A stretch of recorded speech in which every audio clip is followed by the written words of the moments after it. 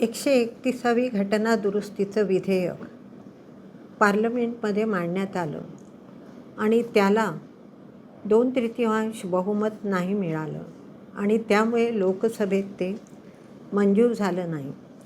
आणि या बाबतीत फार मोठा गदारोळ संपूर्ण देशात सुरू झालेला आहे की काँग्रेस पक्ष आणि काँग्रेसचे जे समविचारी पक्ष आहेत त्यांचा महिला आरक्षणाला विरोध आहे म्हणून. आणि त्या गदारोळाचं खंडन करण्यासाठी मी आज तुमच्यासमोर आलेली आहे. काँग्रेस पक्ष हा कधीही महिला विरोधी नव्हता आणि महिला आरक्षण विरोधी पण नव्हता. आणि त्यामुळे काँग्रेस पक्षाचा याला विरोध आहे असा जो बागुलबुवा करण्यात येतो आहे तो बागुलबुवा संपूर्णपणे खोटा आहे. आणि खरं पाहता ह्याला जे नाव यांनी दिलं आहे नारी शक्ती वंदन अधिनियम, तर हे नारी शक्ती वंदन अधिनियम नाहीच आहे. हे नाव नाहीतर 103ची जी झाली घटना दुरुस्ती त्याच्यातही नव्हतं, आत्ताही नव्हतं. फक्त महिलांना आकर्षित करण्यासाठी हे नारी शक्ती वंदन अधिनियम असं म्हणून याला नाव देण्यात आलेलं आहे. 106वी जी घटना दुरुस्ती झाली त्या घटना दुरुस्तीनुसार महिला आरक्षण कायदा संमत झालेला आहे. आणि त्या 106व्या घटना दुरुस्तीमध्ये जो महिला आरक्षणाचं विधेयक जे मांडण्यात आलेलं होतं सप्टेंबर 2023मध्ये ते त्यावेळेला मंजूर झालं होतं. आणि त्याला काँग्रेस आणि समविचारी पक्षांनी सगळ्यांनी त्याला पाठिंबा दिला आणि ते एकमुखी मंजूर झालेलं होतं. आणि 28 सप्टेंबर 2023 रोजी आपल्या राष्ट्रपतींच्या सहीने त्याचा अध्यादेश पण निघालेला आहे. म्हणजे महिला आरक्षण हे 2023 सालीच मंजूर झालं आणि त्याला काँग्रेसचा पूर्णपणे पाठिंबा होता. मग आता जे मांडलं गेलं 131वी घटना दुरुस्ती ती महिला आरक्षणासाठी नव्हती. ती 131वी घटना दुरुस्ती जी मांडण्यात आली ती डिलिमिटेशनसाठी मांडण्यात आली, म्हणजे मतदारसंघ पुनर्रचनेसाठी मांडण्यात आली.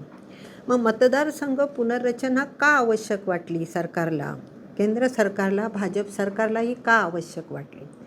पूर्वी जेव्हा ही 106वी घटना दुरुस्ती होती तेव्हा असं सांगण्यात आलं की आता आम्ही हे महिला आरक्षण लागू करत नाही, कारण आधी जनगणना होऊ दे, जनगणना होईल त्यांच्यानंतर मतदारसंघ पुनर्रचना आयोग स्थापन होईल आणि नंतर आरक्षण देण्यात येईल.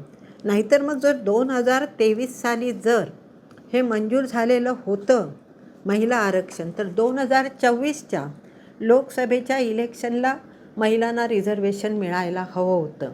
पण 2024ला महिलांना आरक्षण द्यायचं नव्हतं म्हणून यांनी या अटी त्यावेळेला सांगितल्या. पार्लमेंटमध्ये गृहमंत्र्यांनी स्वतः सांगितलं 2026ला जनगणना होईल, नंतर डिलिमिटेशन तो आयोग स्थापन केला जाईल आणि नंतर महिलांना आरक्षण देण्यात येईल. मग त्यावेळची परिस्थिती तशी असताना त्यावेळेला जर महिला आरक्षण देण्यात येण्याची शक्यता असताना त्यावेळेला न देता आत्ता हे का मांडण्यात आलं? हा एक सगळ्यात मोठा त्यांचा काय कावेबाजपणा आहे तो सगळा लक्षात आला. कारण याचं कारण एक आहे बघा, जनगणना आता 2026ला सुरू होते. मग आता हे जे करताहेत केंद्रीय जी मतदारसंघ पुनर्रचना ते 2011च्या जनगणनेवर घेत आहे. जर 2026ची जनगणना होते आणि जर ती जातनिहाय होते, जातनिहाय जनगणना आमच्या दृष्टीने अतिशय महत्त्वाची आहे, कारण त्याच्यात OBCना मिळेल, इतर पक्ष जे आहेत त्यांचं रेशो त्याच्यात ठरेल. ते न ठरवता 2011च्या जनगणनेवर ते घेत आहे. 2011च्या जनगणनेवर जर घ्यायचं होतं तर मग 2024ला का देण्यात आलं नाही महिला आरक्षण? हा एक सर्वात मोठा प्रश्न आहे. आणि आत्ता देताना उगाचच महिलांच्या आरक्षणाचं नाव पुढे करण्यात येतं आहे.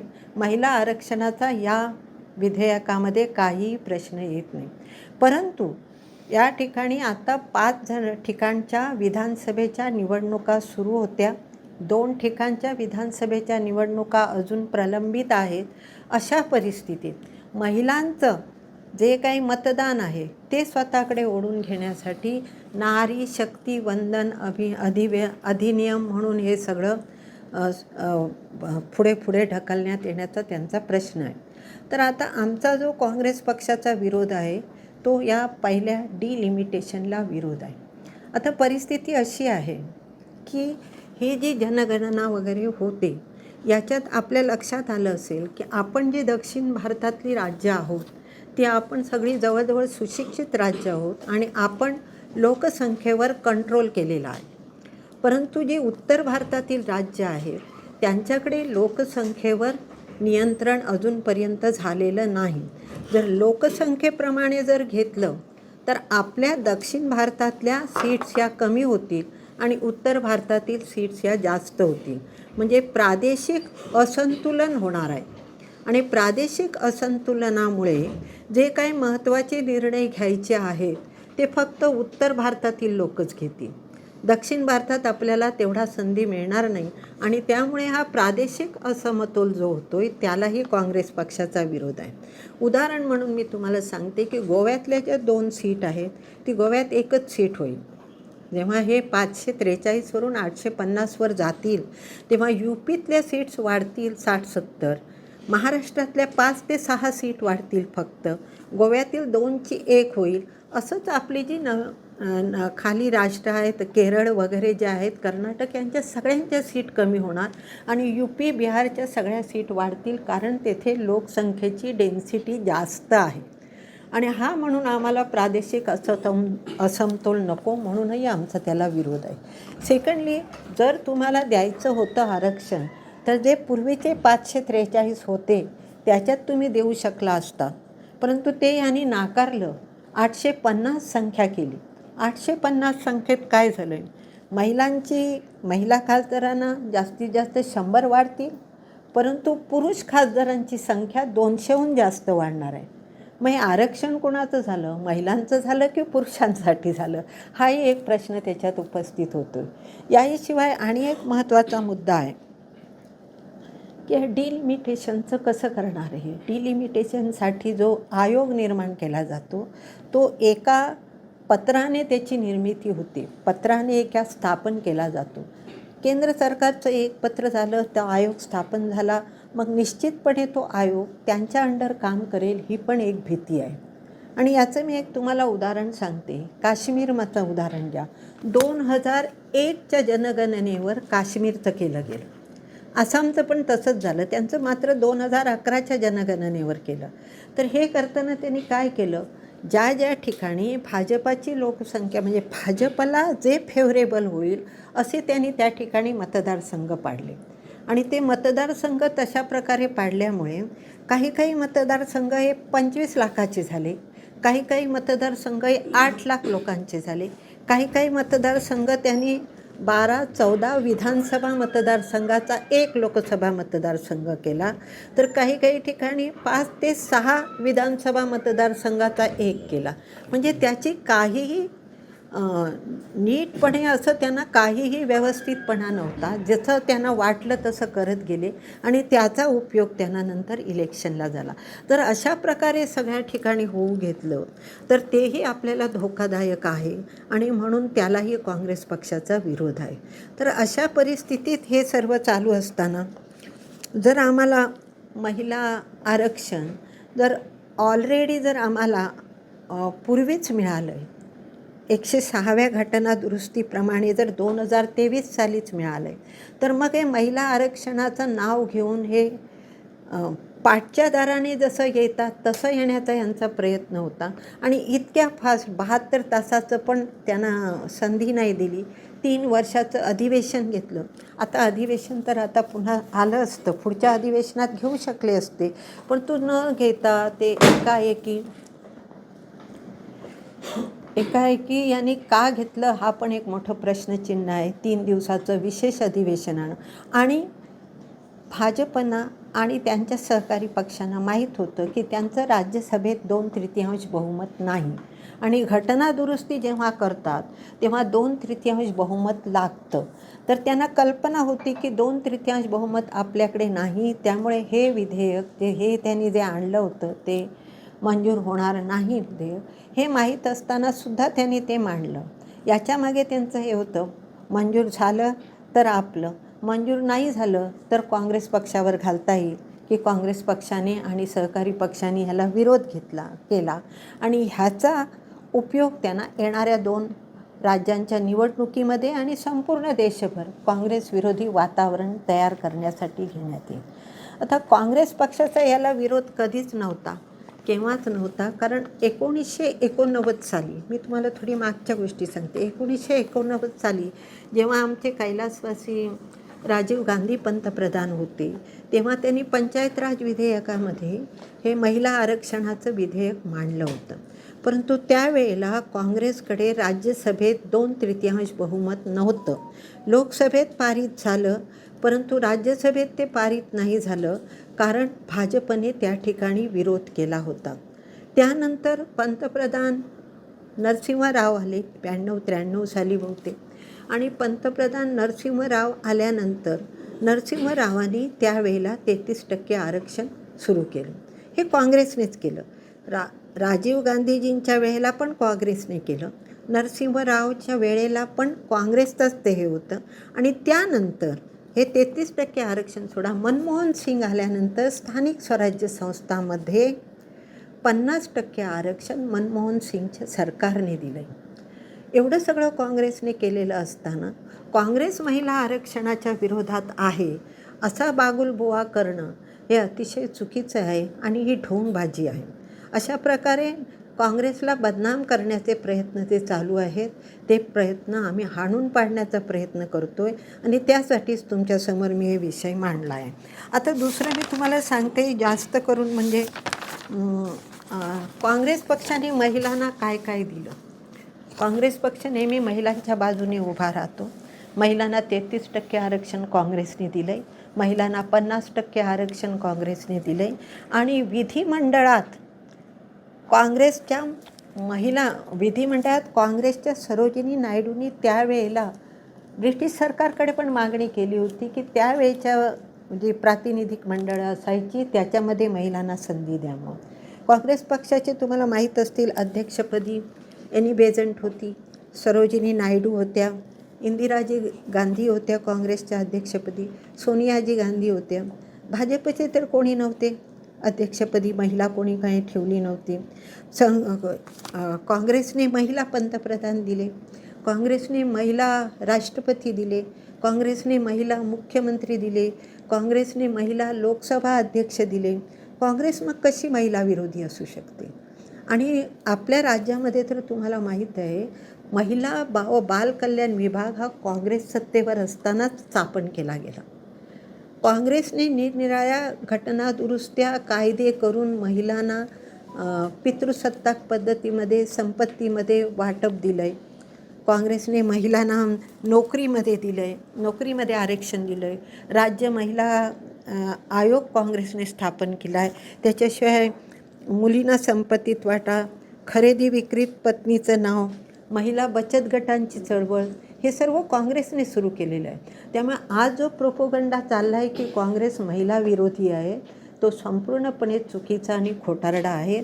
अशी आमची या ठिकाणी भूमिका आहे आणि ती भूमिका मी आज तुमच्यासमोर मांडत आहे.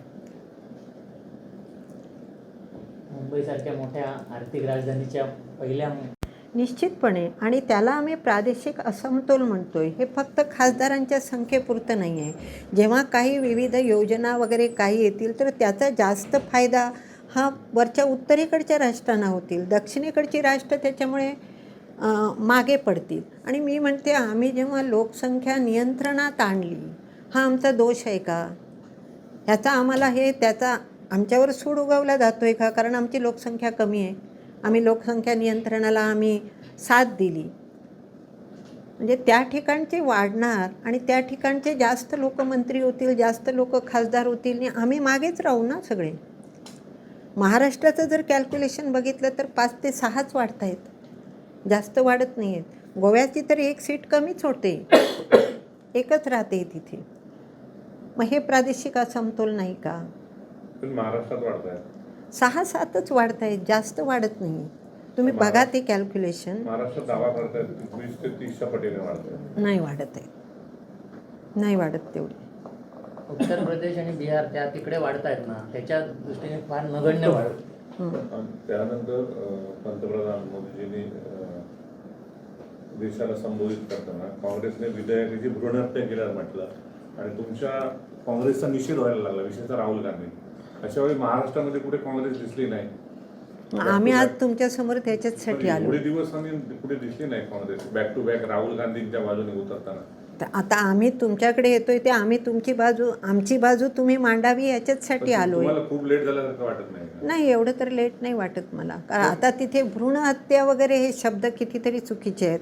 भ्रूणहत्या तुम्ही कोणाला म्हणताय? जेव्हा सुरूच काँग्रेसने केलंय महिला आरक्षण, तेव्हा भ्रूणहत्या हा प्रश्नच नाही. हसण्यासारखा आहे विषय हा. भ्रूणहत्या झाली, भ्रूण कुठचं? जे झालंच आहे, आरक्षण ऑलरेडी झालेलं आहे, त्याला आता तुम्ही भ्रूणहत्या वगैरे नाव देऊन हे काही विचित्रच वाटतं. हे सगळं आहे. आरक्षण ऑलरेडी झालं आहे. 2000 आपली 106वी घटना दुरुस्ती झाली, 2023ला झालं आहे. त्याच्यावर पार्लमेंटमध्ये सर्व पक्षांनी बहुमताने एकमताने केलं आहे. त्याच्यावर राष्ट्रपतींची सही झाली, सगळं झालं आहे, कायदा संमत झाला आहे. मग आता कुठची भ्रूणहत्या? मतदारसंघाचं फेरनियोजन पुनर्रचना करण्याचा जो डाव होता तो आम्ही मोडीस काढला, त्याला तुम्ही भ्रूणहत्या म्हणताय? विधेयकाची भ्रूणहत्या म्हटले. कसलं विधेयक? कसलं विधेयक? विधेयक कसलं ते? कसलं विधेयक? त्याला भ्रूणहत्या हा शब्द महिला कसा? आरक्षणाचं विधेयकच नव्हतं हे. हे जे विधेयक होतं ते महिला आरक्षणाचं नव्हतं. डिलिमिटेशन करून आपल्या भक्त लोक असलेल्या राज्यांची संख्या वाढवायची आणि आपली कायमस्वरूपी सत्ता प्रस्थापित करायची, भाजपचा डाव होता. तो डाव काँग्रेसने उधळून लावला. चुकीचा वाटतोय भ्रूणहत्या. काँग्रेसची भूमिका काय राहणार आहे? काँग्रेसची भूमिका निश्चितपणे महिला आरक्षणाच्या बाजूने आहे. आणि महिला आरक्षण पास झालेलं आहे, बिल कायदा झालेला आहे तो. तुमच्यावर टपका येतोय. मी माझा प्रश्न तोच आहे, काँग्रेस महाराष्ट्राचा देशात कुठे दिसतच नाही. त्याच्या विरोधी नाही, आज ही भूमिका मांडताना काँग्रेस कुठे दिसत नाहीये. आता आम्ही तर तुमच्याकडे आले, तसं प्रत्येक जिल्ह्यात आम्ही फिरतोय. कुठे दिसतच नाही महाराष्ट्रामध्ये, कुठे दिसत नाही. ना प्रदेशाध्यक्ष तुमचे दिसत आहेत, ना मेन लीडर दिसत आहेत काँग्रेसचे. मी आले ना तुमच्याकडे. तुम्ही आता आला मॅडम, या 8 दिवसानंतर. 8 दिवसानंतर आम्हाला जसे आदेश आले आम्ही आलो. सगळीकडे आम्ही फिरतोय, महाराष्ट्रभर फिरतोय. महाराष्ट्रामध्ये काँग्रेस कमी पडतं असं वाटत नाही का तुम्हाला? नाही, काँग्रेस कुठेच कमी पडत नाही. तुमची आता स्ट्रॅटेजी काय असणार आहे? जसं भाजप आमची स्ट्रॅटेजी ही आहे की महिला आरक्षण निश्चितपणे मिळणार आहे, मंजूर झालेलं आहे. त्यांनी कितीही प्रयत्न केले तरी त्यांना 2026ला नाही दिलं, 2029ला 2024ला नाही दिलं, 2029ला त्यांना आरक्षण द्यावंच लागणार आहे. आणि आमचं म्हणणं आहे, तुम्हाला जर 850 करता येत नसतील तर जे 543 आहेत त्याच्यात द्या ना. आता आम्ही स्थानिक स्वराज्य संस्थांचं पहिलं जे 33% दिलं, 33% देताना जी होती मत, जी सदस्य संख्या जी होती त्याच्यातच दिलं ना स्थानिक स्वराज्य संस्थामध्ये. आता त्याच्यासाठी वाढवायची संख्या, ते पुरुष संख्या 200 वाढवायची, ती वाढवायची आणि नंतर द्यायचा, हा काही विषयच होऊ शकत नाही. आमचं म्हणणं आहे जे 543 आहेत त्याच्यात द्या, नाहीतर नव्याने जनगणना व्हा. आमचं मागणी जातनिहाय जनगणना व्हा, होऊ दे, त्याच्यात कोटा ठरू दे, त्याच्यात महिलांना तुम्ही द्या. काय देताय 33%, ते जो कायदा झाला आहे त्याच्याप्रमाणे द्या. डिलिमिटेशनला तुमचा विरोध आहे? हो, डिलिमिटेशन व्यवस्थित होऊ दे. हे असं गडबडीत नाही. गडबडीत तुम्ही विधेयक आणताय, गडबडीत तुम्ही मंजुरीला पाठवताय, तुम्हाला माहीत आहे ते मंजूर होणार नाही. त्याला नाव तुम्ही देताय नारी शक्ती वंदन. ते नावाचा काही प्रश्नच येत नाही. ते नारी शक्ती वंदन नाही, ते त्याच्यात काही महिला आरक्षणाचा प्रश्नच नाही आहे. मग त्याला का हा असा बागुलबुवा करतायत असं आमचं म्हणणं आहे. तर कोकणातून तुम्ही प्रेस घेताय महिला म्हणून काँग्रेसच्या, ही लढाई तुम्ही महाराष्ट्रात काँग्रेस म्हणून नेणार आहात काय? निश्चितपणे सुरू आहे आमची, सुरूच आहे. सगळीकडे सगळ्या जिल्ह्यांनी आहे. आज सगळ्या जिल्ह्यात प्रेस कॉन्फरन्स सुरू आहेत आमच्या, आणि सगळीकडे प्रेस कॉन्फरन्स घेतोय. मॅडम, कसं भाजप भूमिका राहणार? जनजागृती आम्ही तुमच्यामार्फत करतोय, सुरुवात केली. आता तुम्ही म्हणताय त्याप्रमाणे जसजसं पुढे जाईल तसं होईल, परंतु लोक समजू नयेत की त्यांचं का ते करतायत तेच लोकांना समजलंय. आता संपूर्ण, आता बघा दक्षिण भारतातील सगळीच राज्य आता ह्याला विरोध करायला लागली. सगळीकडनं सुरू आहे आणि सगळीकडे हे होणार आहे. लोकांच्या हा कावेबाजपणा लक्षात आला आहे की आता हे त्यांनी कितीही मोर्चे काढले. कालचा मोर्चा तुम्ही बघितला असेल टी व्हीवर, किती ती एक महिला चिडली होती वगैरे. म्हणजे लोकांना कळून चुकलं आहे की हे काही खरं नाही आहे. आणि कशासाठी हे करताय? जेव्हा 2000 कधी ते 106वी घटना दुरुस्ती झाली 2023ला, तेव्हा तुम्ही काढलीत, मोर्चे काढलेत, प्रेस घेतल्यात, सगळ्यांना सांगितलं, स्वतःची पाठ थोपटून घेतली, सगळं केलं, ते झालं होतं. मग परत आता काय आहे? आणि काय म्हणून आता तो भ्रूणहत्या शब्दच मला विचित्र वाटला, खूप विचित्र वाटला. काय बोलायचं म्हणून काहीही बोलायचं.